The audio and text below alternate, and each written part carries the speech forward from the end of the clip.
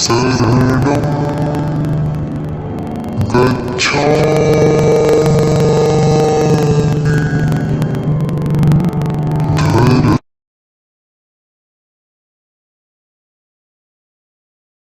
ఈరోజు మహానీయులు గౌతమ బుద్ధుని జయంతి. నాకు తెలిసిన కొన్ని విషయాలు ఈ వీడియో ద్వారా తెలియజేద్దామని అనుకుంటున్నా. గౌతమ బుద్ధుడు బోధించినటువంటి అహింసా సిద్ధాంతాన్ని ఉపయోగించుకొని గాంధీజీ ఈ దేశానికి స్వతంత్రాన్ని తీసుకురావడం జరిగింది. వివేకానంద గారు ప్రపంచవ్యాప్తంగా సోదరిమణులు అనగానే అందరూ చాలా గర్వంగా ఒక భారతీయ యువ సన్యాసిలా ప్రబోధించడం చాలా అద్భుత సంఘటనను మనం చాలాసార్లు పుస్తకాల్లో చదువుతాం. మరి సంఘటన అదేవిధంగా అంబేద్కర్ గారు రాజ్యాంగంలో కూడా ఒక అంశాన్ని పొందుపరచడం జరిగింది.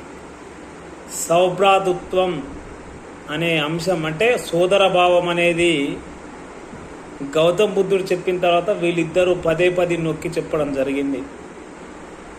తర్వాత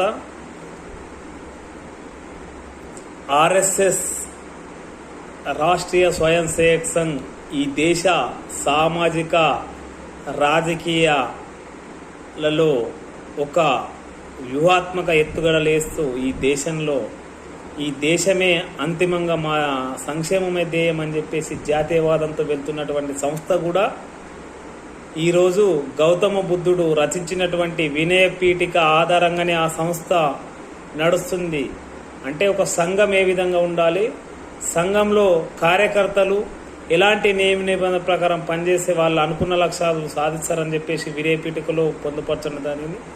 ఆ పుస్తకం ఆధారంగానే ఇవాళ ఆర్ఎస్ఎస్ సంస్థ నడవడం జరుగుతుంది.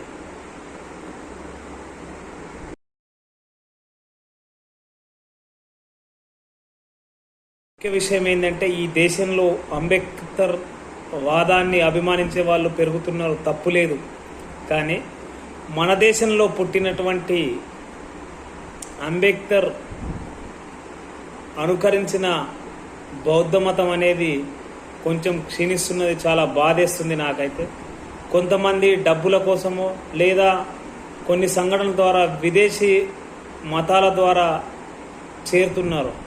అలాంటి వాళ్ళు బౌద్ధం, బుద్ధం, అంబేద్కరిజం అనే సిద్ధాంతాల అనుగుణంగా ఈ ప్రపంచంలో 3వ యుద్ధం 4వ యుద్ధం అని చాలామంది మాట్లాడుతున్నారు. కానీ ఈ యుద్ధంలో ఈ ప్రపంచానికి మాత్రం మార్గదర్శము గౌతమ బుద్ధుడే. శాంతి ద్వారా ఈ ప్రపంచంలో అన్ని సాధ్యమవుతాయని చెప్పేసి నిరూపించడం జరిగింది.